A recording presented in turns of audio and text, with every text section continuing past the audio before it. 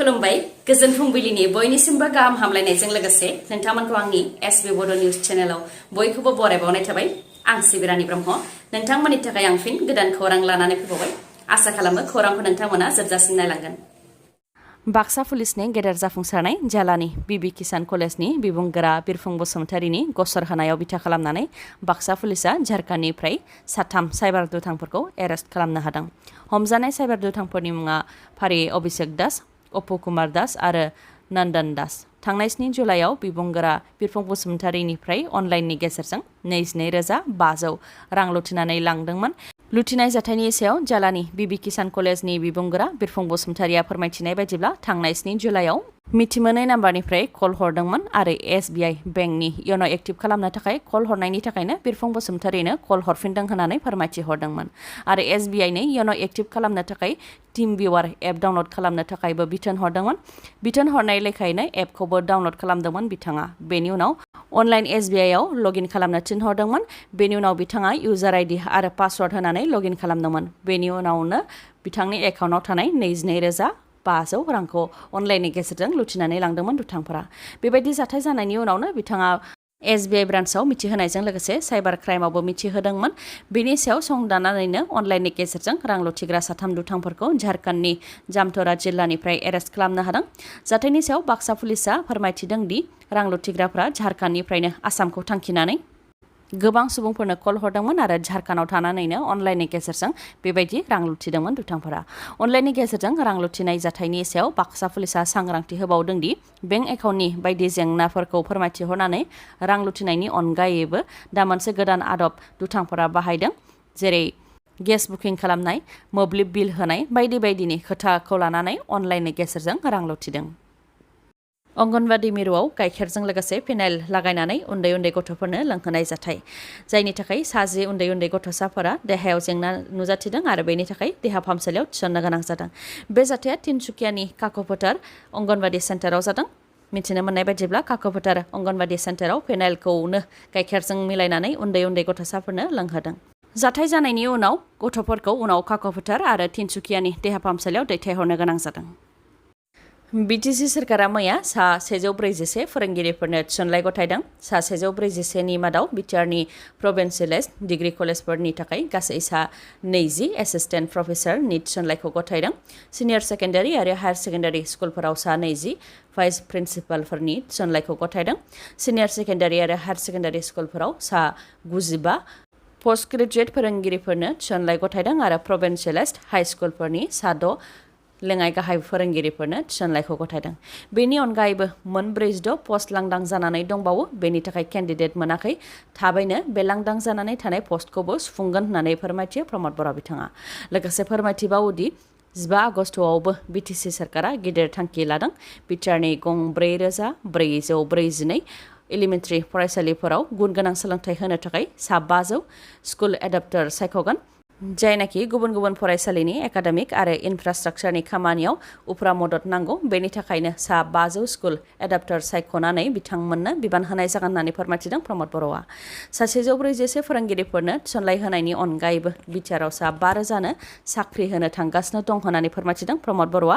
बेनि अनगायैबो रोजा रोजा लाइमोनफोरा जाहाथे खामानि मोननो हायो, बेनि थाखायबो माखासे इन्डास्ट्रि गायसनगोन होननानै खोथा होयो प्रमद बर' बिथाङा। मख'नो गोनांदि बिटिसिनि सोलोंथाइ बिफाननि बानजायनायावनो 141 फोरोंगिरिफोरनो बिटिसि सेक्रेटारियेट मावखुलिनि नब्लांनिफ्राय थिसनलाइ बिलाइखौ गथायदों।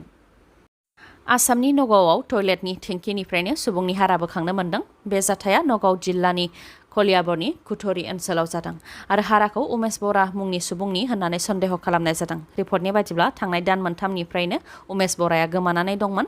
गोमानाय जाथायखौ लानानै उमेश बरानि बिसि रिता बराया बागरि पुलिस थानायावबो मिथिहोदोंमन। दा ओनसोलनि सुबुंफोरा गेसाव मोनामनाय मोननानै पुलिस थानायाव मिथिहोनायलाय सिग्रोमनानै टयलेटनि टेंकिनिफ्रायनो हारा बोखांनो हादों। नाथाय बे बुथारनाय जाथायाव उमेश बरानिनो बिसि रिता बरानि आखाइ थानायनि सन्देह खालामनाय जादों। फोरमायथिनाय बायदिब्ला रिता बराया गामिनिनो मुजिबुर रहमानजों मोजां मोनलायोमोन। बेनिखायनो बिसोर सानैयानो लोगो नांनानै उमेश बराखौ बुथारनायनि सन्देह खालामदों। बनसुजों लोगोसे गुबुन गुबुन आफादनि दैदेननायाव फैगौ 8 आगस्टआव दिल्लीयाव आलादा बड'लेण्ड दाबिनि थाखाय जि हाबाफारि लादों बेनि थाखाय थांनाय 4 खालारनिफ्रायनो दिल्लीयाव थांनाया जागायबाय। मैयानि सानावबो माखासे सुबुंफोरा दिल्ली फारसे थांदों। गासै 700नि गोबां दिल्लीयाव सुबुं गौमा दिन्थिफुंनायाव बाहागो लाहैगोनखौ आसा खालामनो हायो होननानै फोरमायथि हरदों बिथांमोनहा।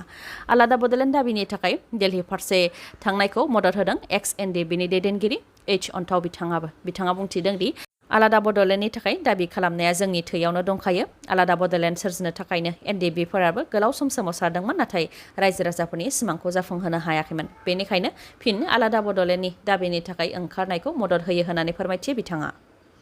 PMGOI बिथांखिनि गेजेरजों न' मोननो थाखाय लिस्ट फैखानायनि उनावबो रिजेक्ट जाफिननायनि अजद आरो दुखुथिया जानायनि थाखाय गुबुनफोरबायदि 5,000 10,000 रां होनो हायैनि थाखायनो न' मोननायनिफ्राय गोजानाव थानो गोनां जानायनि अजद। धेमाजि जिल्ला जनाय महकुमानि मुरखं सेलेक जौगाखां खोन्दोनि सिङाव थानाय माखासे गामि पन्चायतआव PMGOI बिथांखिनि मुङाव रां जाख्ल'नायनि अजद। जाथायखौ लानानै रायजो राजाफ्रा मुरखं सेलेक खोन्दोनि समखं गामि पन्चायतआव नुजाथिफैदों। रायजो राजाफ्रा अजद होनाय बायदिब्ला गासै सा 89 सुबुंफोरनिया PMGOI बिथांखिनि गेजेरजों न' मोननायनि थाखाय फारिलाइयाव फैखाबायमोन नाथाय उनाव बिथांमोननि मादाव माखासे जायफोरनिया साखा खबब्रै गारि दं ट्रेक्टर दं आरो सोरबा थिखादारफोरनासो मुलाम्फाखौ मोननो हादों। नाथाय मुंनि लिस्ट फैखानाय माखासेफोरनिखौ न' मोननायनि थाखाय गनायजाथाव नङा होननानै नेवसिगारदों। फोरमायथिबावदों दि बिथांमोननो न' होनो थाखाय फट'बो खेबनानै लांदोंमोन आरो माखासे खामानिनि थाखाय गामिनि मेम्बारफोरा रांबो लांदोंमोन। थेवबो न' मोननायनिफ्राय गोजानाव थानो गोनां जादों। गुबुनफोरबायदि 5,000 10,000 रां होनो हायैनि थाखायनो न' मोननायनिफ्राय थालांनो गोनां जादों होननानै अजद होदों बिथांमोनहा। लोगोसे जाहाथे उननि समाव बेबायदि जाख्ल'नाय जाहाथे जानो मोना बेनि थाखाय आसामनि गिबि मन्त्रि डक्टर हेमन्त बिश्व शर्मा आरो लकेल MLA भुपेन पेगु बिथांमोनखौ नोजोर लाखिनो थाखाय खावलायहरो रायजो राजाफोरा।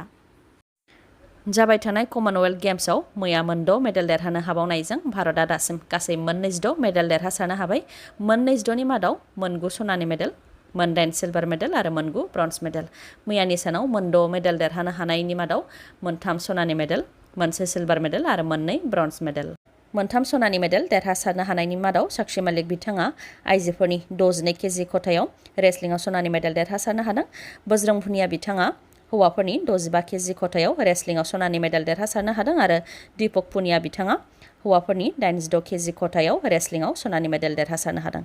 बिथांमोननि अनगायैबो अंशु मालिक बिथाङा आइजोफोरनि 52 केजि खथायाव रेसलिंआव सिलभार मेडेल देरहासारनो हादों आरो दिव्या खक्रन बिथाङा आइजोफोरनि 68 केजि खथायाव रेसलिंआव ब्रन्ज मेडेल आरो मोहित ग्रिवाल बिथाङा हौवाफोरनि 125 केजि खथायाव रेसलिंआव ब्रन्ज मेडेल देरहासारनो हादों।